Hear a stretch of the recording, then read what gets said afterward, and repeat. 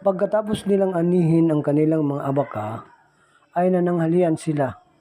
Ngunit dahil walang-wala sa buhay, asin lang ang kanilang ulam, namroblema ang ama dahil dito. Kaya nag-isip siya ng paraan para solusyonan ang kanilang problema. Ganito ang kanyang ginawa. Anak, dahil wala tayong ulam, ang mabuti pa ay habang kumakain ako, magsasabi ka ng masasarap na putahe ng ulam. Sige tay, sumubo ka na. Pritong manok, pritong isda, pritong buong baka. Sige na anak, sige pa, magsalita ka pa. Si tatay man, napakasiba. Isang buong litsong baka, ubos agad sa isang iglap lang.